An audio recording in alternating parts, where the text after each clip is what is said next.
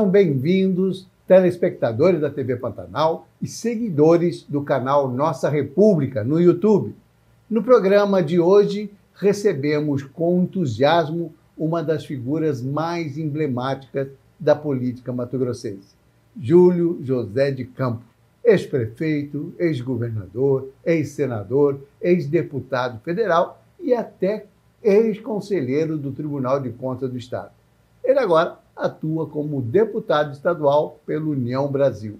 Nesta edição, mergulharemos nas articulações para as eleições de 2026, aproveitando o vasto conhecimento e a perspectiva única do nosso convidado. Conhecido por sua carreira impressionantemente longeva, Júlio Campos promete oferecer insights valiosos sobre o cenário político atual e o futuro à frente. É com grande alegria que o recebemos hoje no Nossa República. Deputado Júlio Campos, seja muito bem-vindo ao Nossa República. Muito obrigado por ter aceitado o nosso convite. É uma satisfação imensa, meu amigo Mauro Camargo, comparecer novamente ao Nova República para conversarmos um pouco sobre a política mato-grossense, os problemas de Mato Grosso e do Brasil. Olha, deputado, eu queria começar, mas claro que tem que falar, aproveitar a sua experiência, sua vivência, sua sabedoria política, para a gente tentar fazer uma leitura, né, do quadro político atual e do que pode nos esperar as eleições de 2026. E o senhor tem demonstrado uma preocupação, já declarou isso algumas vezes, em relação à possibilidade do União Brasil formar o União Brasil, progressistas e os republicanos formarem aí uma federação. Seria uma disputa, por um lado tudo bem, mas por outro lado nós temos a dificuldade das candidaturas colocadas hoje, né? Como é que a União Brasil vai desatar esse nó, né, de ter candidaturas, né? Lá em Brasília tudo é mais fácil. Porque a Sim. bancada federal convive muito bem, senadores, deputados, não teríamos tantos problemas numa possível federação ou fusão partidária entre esses três partidos. O nosso partido União Brasil, o PP e também o Republicanos.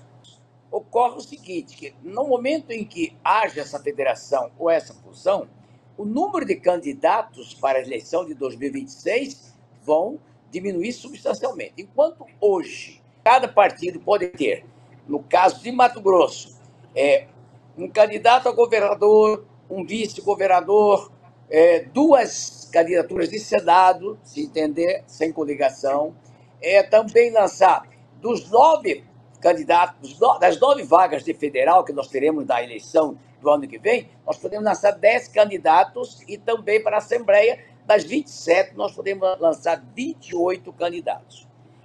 Fazendo essa possível federação, o número de candidatos é o mesmo. Vamos ter 3 partidos fundidos, 3 legendas coligadas, federadas, e o número de vagas é a mesma. Já imaginou?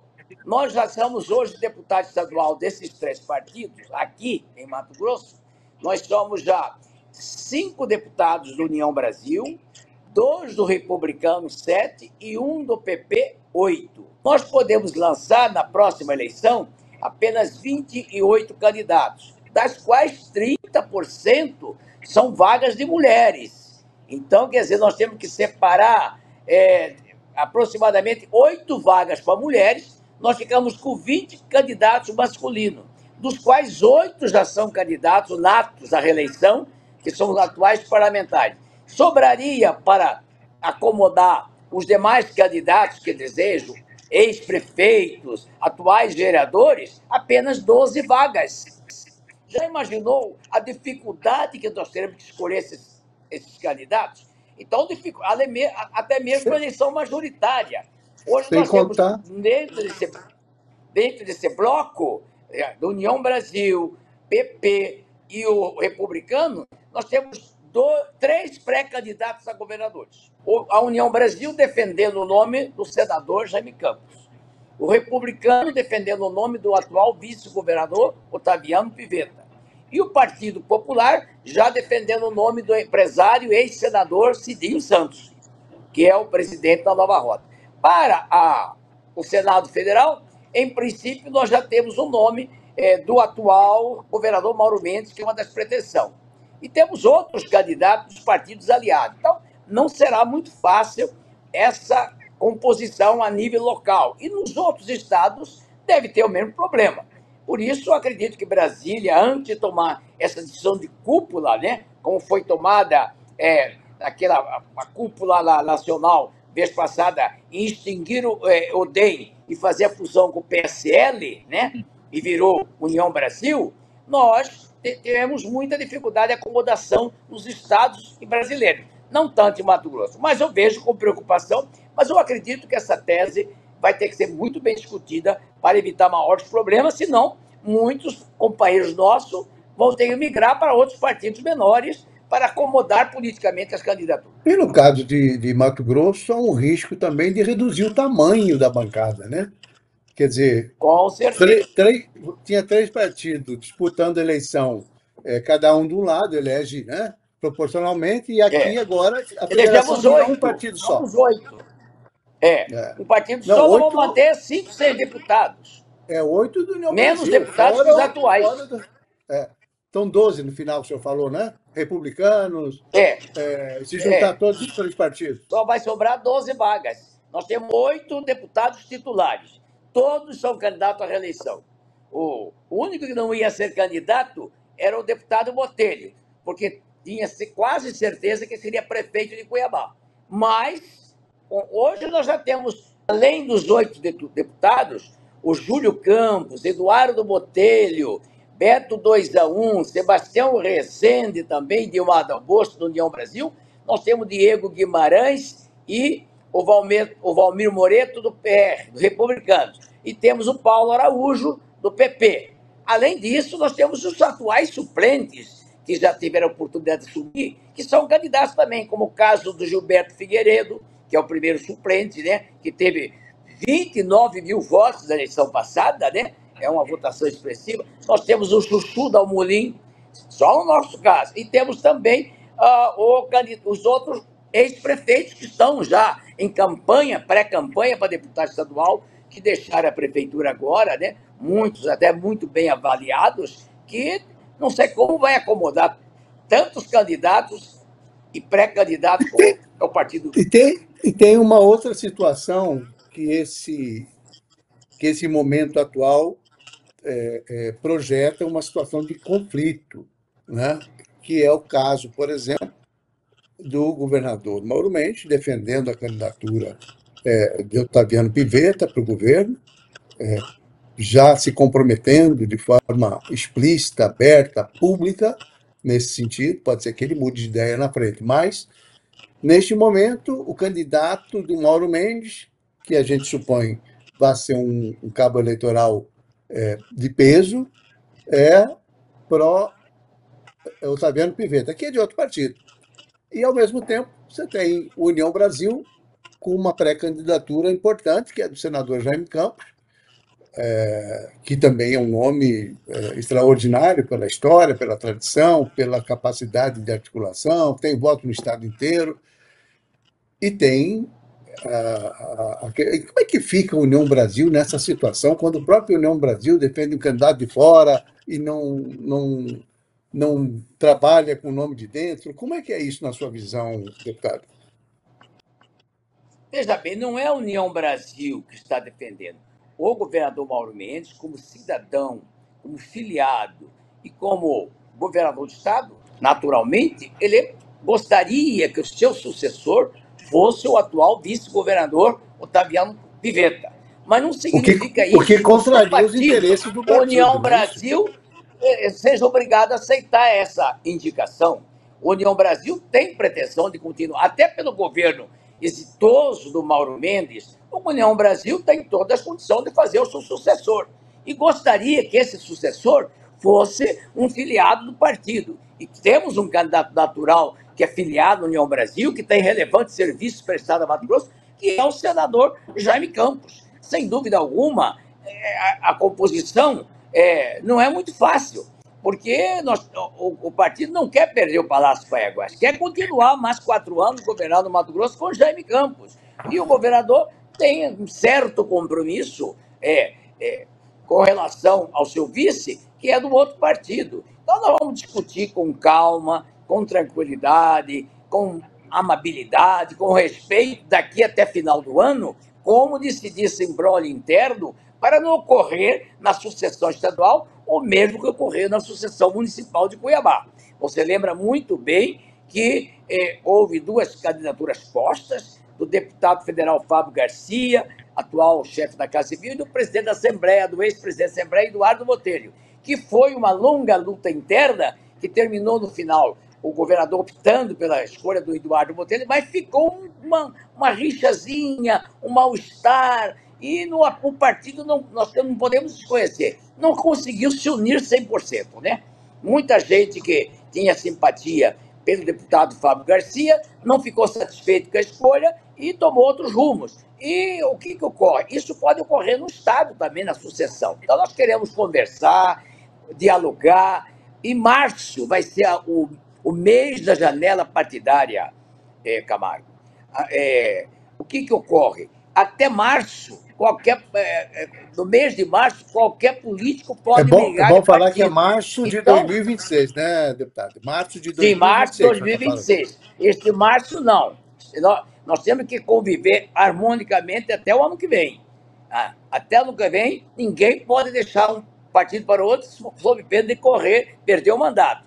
Só se a direção estadual e o diretório estadual autorizar, né, a mudança. Como o partido PSB, do nosso presidente Max Russo, autorizou o deputado Beto 2A1, que foi eleito pelo PSB, migrar de volta para a União Brasil.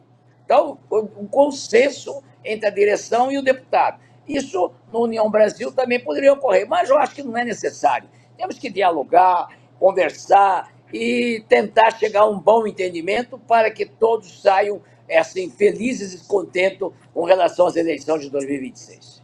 Eu vou chamar um intervalo comercial, a gente já está chegando nos 15 minutos, e depois a gente volta, seguindo um pouquinho essa conversa, depois a gente vai mudar de assunto,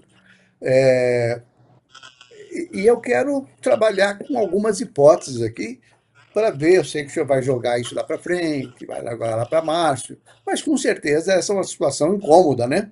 Mas a gente conversa um pouco mais sobre isso logo depois do intervalo comercial.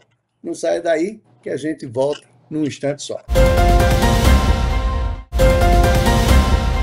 Nossa República está de volta esta semana conversando com o deputado Júlio Campos, que é um dos políticos mais longevos do nosso Estado, com uma história impressionante de cargos importantes, eletivos, que ele já foi eleito como deputado estadual, deputado federal, senador da República, governador de Mato Grosso, prefeito de Várzea Grande, enfim, é uma carreira com muito peso. E nós conversamos justamente sobre as articulações políticas. Depois eu vou entrar um pouquinho nessa coisa das mudanças partidárias, da sua origem, mas eu sinto o seguinte, que hoje, ainda que não se explicite isso, nós temos, deputado, muito claramente, a gente assiste quem está aqui fora, mais distante dessa convivência, a gente percebe que existe um incômodo, existe uma certa... a gente vê, de vez em quando, o senador Jaime Campos dá uma declaração sobre esse assunto e a gente vê que ele está incomodado. O governador Mauro Mendes não se incomoda, não. O governador está tocando a vida, já decidiu, já anunciou a decisão dele e está tocando a vida. E aí, essa União Brasil não é a primeira vez, não é o primeiro processo eleitoral que enfrenta essa dificuldade de entendimento, né? Outras vezes a gente viu a União Brasil para um lado e o governador Mauro Mendes para outro. E aí, essa coisa vai continuar até quando? Até março do ano que vem? Olha, só pode ser até março do ano que vem, porque em abril, quem não mudou, quem não mudou não pode mudar mais. Então, como há essa janela partidária, essa demanda interna no União Brasil vai continuar até início do ano que vem. Por quê? Você sabe que a União Brasil é um partido fruto da fusão do antigo Democratas, o DEM, com o PSL de Bolsonaro, que foi extinto ambos e fundaram a União Brasil.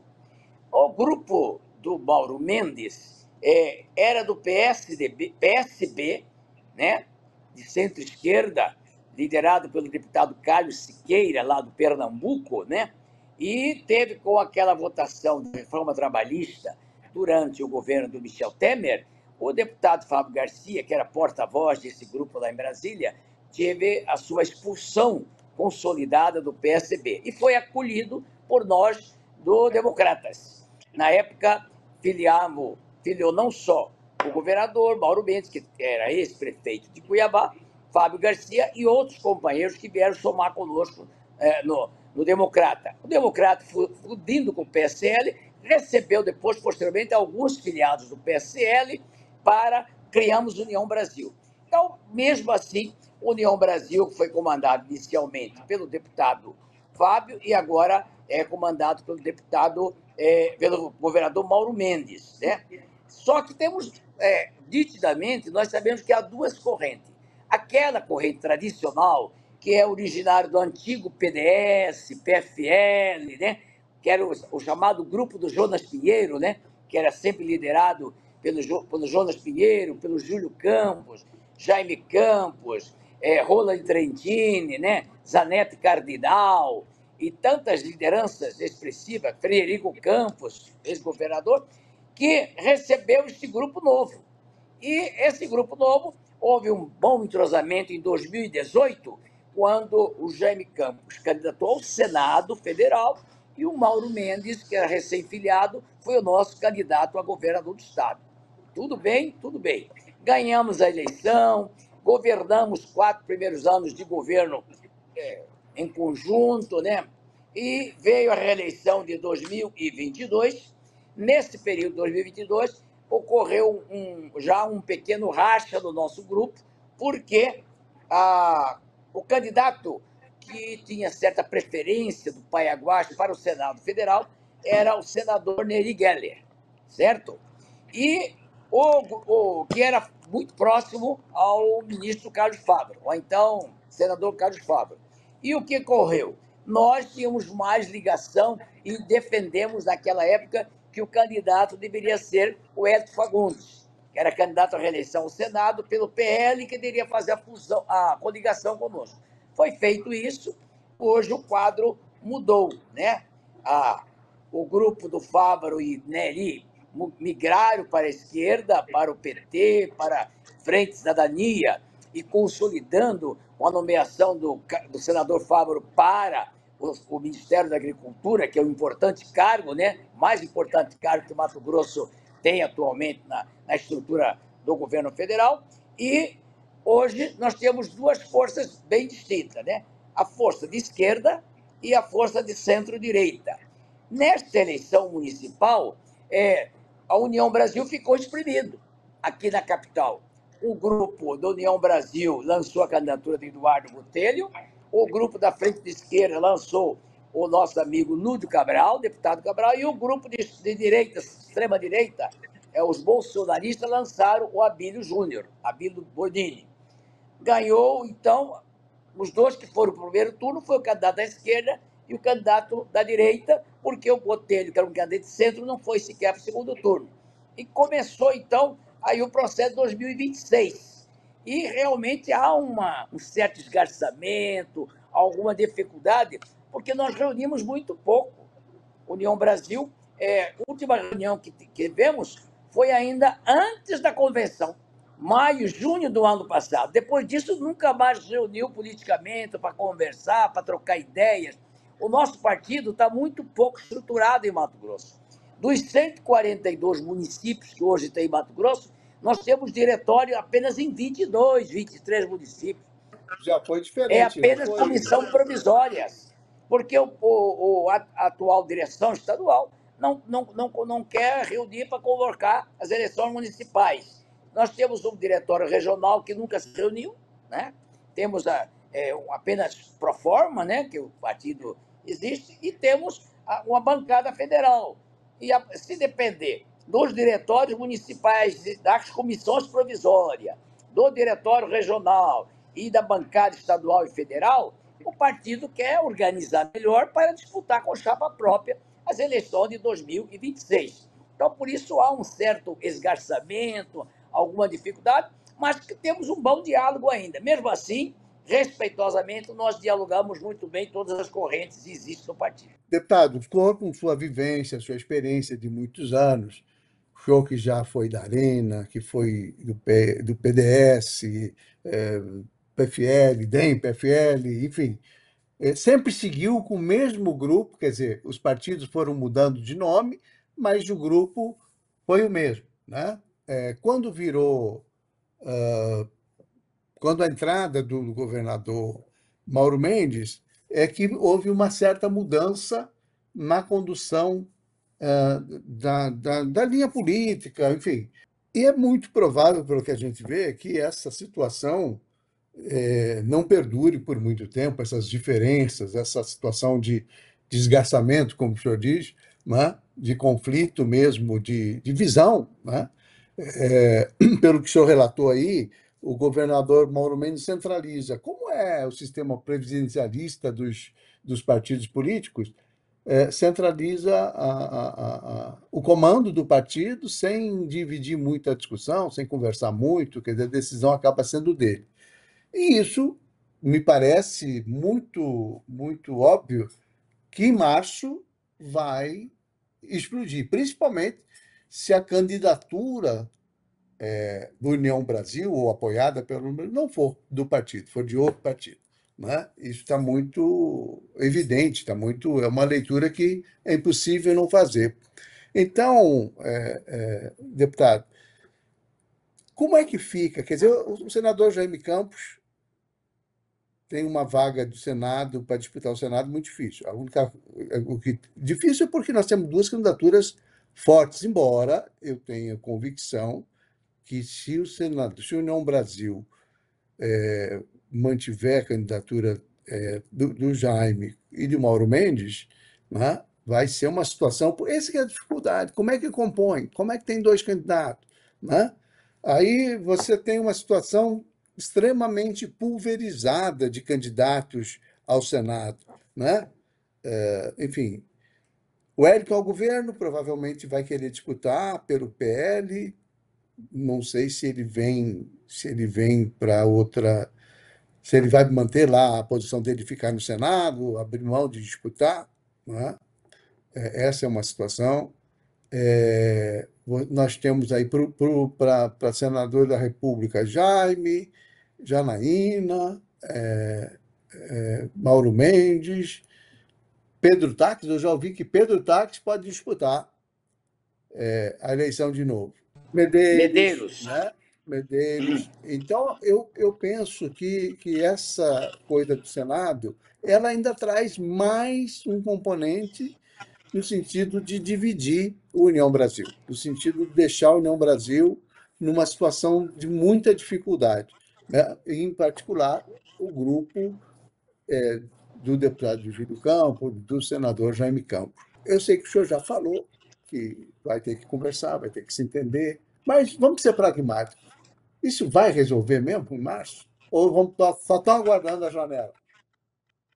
Não, só teria o sentido, eu acho que só vai continuar tendo essa unidade se realmente o grupo do senador Jaime Campos, da qual faço parte eu, deputado Dilmar, deputado Botelho, Coronel Assis e outros parlamentares que defendemos a candidatura do senador Jaime a governador ou a senador, se realmente houvesse uma composição. Só tem como uma forma: ou o Piveta não sai candidato a governador, e seja apenas governador durante os 8 meses, que ele vai assumir como vice, ou então o Mauro Mendes não saia candidato ao Senado, permaneça no governo, apoiamos o Piveta para o governador, e o senador Jaime Campos saia na chapa de senador, porque se houver uma coligação com o PL, como é destinado, não sobra espaço para o Jaime Campos, porque a chapa que está sendo prevista, está sendo cogitada, seria Piveta governador, os dois senadores, umas duas vagas no Senado, uma para Mauro Mendes e outra para o deputado José Medeiros, do PL. Sobraria a vice-governadoria, que dizem que já tem um nome mais ou menos pré-escolhido, que é da atual primeira-dama de Cuiabá e vereadora bolsonarista, a Samantha Iris, né? Samantha Nini, que também é cogitada, e aí ficaria fora do processo o senador Jaime, a deputada Janaína, o próprio senador Wellington, o ex-governador. Então, Fávaro, o senador Fábio Fávaro, enfim, vai ter muitas mudanças. Acredite você que possivelmente em março exploda uma bolha, né, política nova, diferente, para as eleições de outubro de 2026. Bom, agora, neste momento, o senhor clareou mesmo a situação, é a gravidade da situação política, né? Do União Brasil, dos dois grupos. Essa é uma situação realmente. Janaína tem a opção de sair sozinha pelo MDB, né? Mas. Mas que hoje faz parte do governo, né? O MDB Sim, é integrante do atual governo. Ela faz parte da base do governador e ela também gostaria de ser considerada como uma opção, né, e para o cargo de uma, vice-governadora, e é uma de candidatura vice-governadora, de legítima, né? senadora. É Era uma uma candidatura mulher legítima. muito Aliás, dinâmica, muito competente, né? enfim, vamos assistir isso, né? Eu tenho a impressão, acompanhando aí esses últimos 30 e tantos anos da política aqui, não é a primeira vez que tem uma situação de dificuldade como essa, mas nunca vi uma situação de tanta gente do mesmo lado brigando pelas mesmas coisas, né? Geralmente você tem dois Excesso de lados bem candidatura. definidos, excesso de Aliás, candidatura, e excesso de bons candidatos, né? De é bons verdade, candidatos. é verdade, é verdade. Bom, eu queria conversar um pouquinho agora Né? sobre a sua atuação no legislativo. Eu queria que o senhor fizesse uma avaliação daquilo que. Porque o senhor tem uma experiência enorme, né? Senador, deputado federal, prefeito, governador, enfim. A contribuição sua, neste momento na Assembleia, deve ser uma contribuição substancial, né? Até porque eu acho que é, talvez, o mais experiente dos parlamentares do legislativo atual, né? Como é que o senhor está sentindo? O senhor acha que está conseguindo contribuir no tamanho que é o seu tamanho político? Eu acho que pela minha experiência, pela minha maneira de comportar politicamente, de transitar bem em todas as correntes políticas, eu acho que tenho feito um bom trabalho. Tanto é que nesses 2 primeiros anos, eu fui presidente da Comissão de Discussão, Justiça e Redação, fiz um excelente trabalho e o que me credenciou agora, na nova mesa diretora, já ser escolhido, mesmo em primeiro mandato, para ser o primeiro vice-presidente da Assembleia Legislativa na chapa liderada pelo deputado Max Russi e pelo deputado Dr. João José.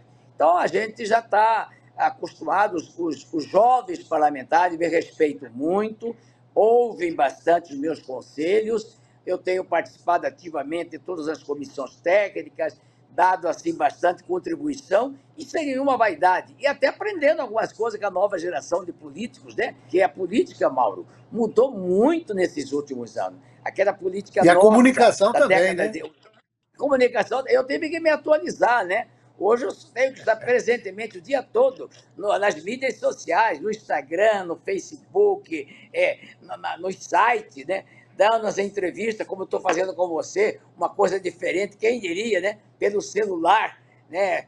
Conversando assim abertamente, transmissão praticamente ao vivo e a cores. A gente tem que se adaptar. Eu acho que eu estou ainda muito bem e até posso ainda continuar dando a minha contribuição, certo? Muito bem. A gente vai para um outro intervalo comercial, deputado, e volta em seguida para a gente finalizar esse nosso bate-papo, que está sensacional. Não saia daí, que a gente volta num instante só. Nossa República está de volta esta semana conversando com o deputado estadual Júlio Campos, do União Brasil. Deputado, a Assembleia Legislativa vem passando, acabou de mudar a legislatura, o senhor disse, assumiu a vice-presidência. Como é que o senhor sente que vai se desenvolver a Assembleia? O Mato Grosso ainda tem muitos problemas que merecem a discussão do parlamento. Eu vou citar citar dois, na verdade, na mesma área, que eu acho que exige que a Assembleia, de alguma maneira, participe e discuta ainda mais a bancada governista. Primeiro, Mato Grosso continua sendo campeão nacional de hanseníase, uma doença bíblica, né? Nós estamos aqui falando de alta tecnologia, de fazer televisão de casa, né? Quer dizer, de um escritório, não precisa mais ter aquele aparato todo para a gente se comunicar. E, no entanto, nós não temos atenção para uma situação grave, né? O mesmo Mato Grosso, que é campeão nacional de produção de grãos, que a gente se orgulha tanto, que tem uma série de coisas positivas, né? No turismo, na economia, enfim. Nós estamos também penando com essa questão da hanseníase. E mais grave, acaba de sair um relatório do Ministério da Saúde que revela que Mato Grosso é o campeão nacional em demora de atendimento pelo SUS, atendimento de especialidade. Chega a ter especialidade que o paciente leva 721 dias para conseguir uma consulta, que é uma situação extremamente grave e que não condiz com a imagem do nosso governo aqui, estadual, da imagem do governador Jaime Campos, do governador Mauro Mendes, que é essa coisa da eficiência, de realizador, de bom gestor. Né? Porque nós estamos falando de uma área que é extremamente importante, que é a saúde pública. Como é que o senhor avalia essa situação? E que tipo de contribuição o parlamento pode dar para ajudar o governo, para ajudar a sociedade mato-grossense a superar esses dois recordes que são lastimáveis? Com muita tristeza, né? A gente vê os dados fornecidos pelo Ministério da Saúde e pelos órgãos especializados de que a hanseníase continua sendo brutal em Mato Grosso e também pela demora de atendimento pelo SUS, das cirurgias eletivas, das consultas importantes. O que ocorre é que Mato Grosso é um estado realmente muito próspero, muito rico, com muita produção, com muita riqueza, arrecadando praticamente mais de 4 bilhões de reais por mês em termos de impostos estaduais. Mas é muito injusto na redistribuição da renda desse estado. É um dos estados mais injustos do Brasil, porque temos um bloco minoritário de pessoas extremamente ricas, de bilionários, e temos uma grande quantidade da população pobre, carente, que não tem acesso aos tratamentos médicos, que não tem acesso à comida, à alimentação. Mato Grosso tem também milhares de famílias dependentes da Bolsa Família, da Bolsa Gás, dos atendimentos governamentais. Isso é muito triste. Nós precisamos, Mauro, fazer uma redistribuição de renda mais em Mato Grosso, fazer aqui nós temos municípios extremamente pobres, carentes, como o Alto Paraguai, né? Que ao lado de uma Diamantina, uma Tangará da Serra, e extremamente rico. Nós temos municípios aqui da Baixada Cuiabana, como Santo Antônio, Acorizal, Livramento, o próprio Poconé, que vive em função do garimpo.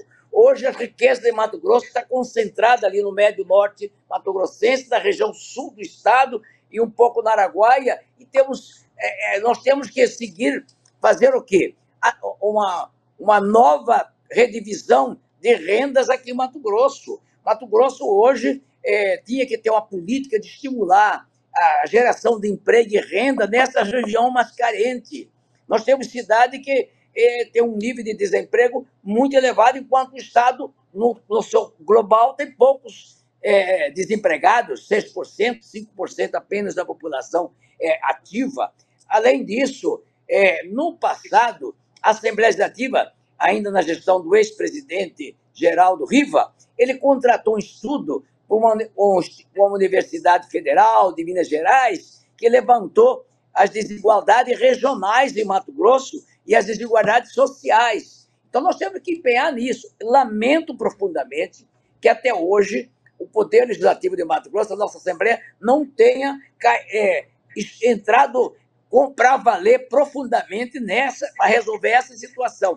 E o próprio governo, por maior esforço que o governador faça, está sendo um grande gestor, executando obras por todo o Mato Grosso, em especial no setor de infraestrutura rodoviária, de pontes, também no setor da educação. Você vê, Mato Grosso era o 22º estado no IDEB brasileiro, hoje já está no 9º. Nesses últimos 6 anos do governo Mauro Mendes, 7 anos, ele saiu lá de baixo e já está quase chegando nos principais do país. Mas o problema de saúde é muito grave. Mesmo o governo estando construindo agora 2 grandes hospitais em Cuiabá, o Hospital Júlio Milha, ali no Santo Antônio, e o Hospital Central, aqui do CPA, e 4 hospitais regionais. Ainda temos dificuldade de pequena cirurgia, de pequeno tratamento. A fila do SUS nunca chega a atender a população com prazo menos. A própria lei do câncer diz que a pessoa, o médico que notificar uma pessoa que tem câncer, ele teria que iniciar o seu tratamento contra o câncer, no máximo no prazo de 60 dias. Hoje leva 6, 8 meses para conseguir uma vaga do Hospital do Câncer de Cuiabá. Nós temos um hospital só de câncer aqui em Mato Grosso, com uma população de 4 milhões de habitantes que hoje o Mato Grosso tem. Então, realmente, a Assembleia tinha... Por isso eu defendo a tese que nós tínhamos que ter mais sessões legislativas, não só às quarta-feiras, de manhã à tarde, mas também às terças e quintas-feiras, como deveria ser o regimento interno, e é o regimento interno, para podermos nós trazermos em debate esses assuntos e fazer leis, decretos, a tomar atitudes para resolver esse problema. E o problema da hanseníase também é fruto da má alimentação, é fruto da pobreza. A grande maioria dos sem dúvida nenhuma, lepra é a comida, é a qualidade de vida, né? A promiscuidade na moradia, a falta de saneamento básico, a falta de asseio, a falta da água, a falta do esgoto, né? Então, tudo isso nós podíamos discutir mais, mas, lamentavelmente, eu acho que nós temos assim, discutido muito pouco aqui no Legislativo a posição em termos de fazermos um novo Mato Grosso mais justo e mais digno para a sua população, para a grande maioria da população. Mato Grosso é o estado que mais tem aviões na agricultura, jatinhos aéreos. Só em Cuiabá, nós temos agora 4 aeroportos funcionando. O Aeroporto Internacional Marechal Rondon, o aeroporto do Grupo Marge, o aeroporto lá de Santo Antônio de Berger e o aeroporto agora ali do Sítio Industrial. Temos, por causa, a quantidade de avião é tão grande que todos esses aeroportos estão cheios de aviões particulares. E, nem tanto, nós temos um grau de doenças como a lepra, a hanseníase, elevadíssimo, e o atendimento da saúde pública muito demorado, muito injusto. O senhor concorda com a tese de que justamente porque as pessoas mais pobres é que são as mais prejudicadas, porque é quem depende? Quer dizer, o senhor falou mesmo, quer dizer, a hanseníase é uma doença da pobreza, né? E, ao mesmo tempo, você vê que o interesse de resolver isso, né, é muito pequeno, quer dizer, não tem interesse, por justamente ser pobre. A mesma coisa se dá com relação, se bem que a coisa do SUS, do tempo de atendimento, das especialidades médicas, você tem especialidade, como eu citei aqui, que tem 721 dias para você conseguir uma consulta. Né? Então, várias outras, 500 dias, tem muitas especialidades que as pessoas têm dificuldade. E o SUS atende prioritariamente ou majoritariamente as pessoas mais pobres, aquelas que não têm mesmo condições de ter um plano de saúde ou de pagar consulta particular. E eu estou falando que esses dados, esses números, deputado, são para consulta médica. Para consultar, o cara está doente, precisa daquele especialista e leva 2 anos para conseguir uma consulta. Então, alguma coisa está muito errada, né? Alguma coisa está muito errada. Quer dizer, a gente vê, obviamente, que o governador faz um esforço enorme no sentido de dar uma infraestrutura importante na área da saúde, com 6 hospitais bastante estruturados, né? A retomada lá do Hospital Central, o Hospital Universitário aqui, enfim, os hospitais regionais novos estão sendo construídos, que estão medidas extremamente importantes. Mas precisa resolver a gestão da saúde. E eu não estou falando mal do Gilberto Figueiredo, que é um sujeito excepcional, dedicado, inteligente, capaz, né? A gente sabe da revolução que tem feito na saúde. Mas não há essa preocupação em relação ao ser humano, às pessoas que mais precisam, as pessoas mais pobres, elas ficam sem política pública, porque isso é um fato concreto, não dá para contestar. Assim como não dá para contestar a capacidade boa de gestão do governador Mauro Mendes, no que diz respeito principalmente à infraestrutura, né? A gestão do Estado, a gestão fiscal, etc. Né? E essa omissão, eu vou dizer, o senhor concordou aqui, que da Assembleia, é muito grave também, né, deputado? O senhor, com a sua autoridade de longevidade na política, de liderança política, precisa puxar um movimento desses, porque é muito sério, tem que resolver essa questão, tem que enfrentar, né? O senhor mesmo passou por situação de dificuldade na saúde, teve que fazer coisa fora. Agora estão fazendo algum tipo de transplante aqui, né? Mas, se o senhor não tivesse condição, provavelmente a gente não estaria conversando hoje, né? É verdade. Eu lamento profundamente que a Assembleia ainda não esteja tão sintonizada com os problemas atuais que vive o Mato Grosso, né? Aqui se discute muito meio ambiente, política ambiental, se discute muito incentivos fiscais, essa coisa, mas não discute o problema sério dessa situação da saúde pública de Mato Grosso. Embora também os municípios tenham que ser mais responsabilizados. Nós temos que ter no Brasil um plano nacional de saúde e com carreira do médico.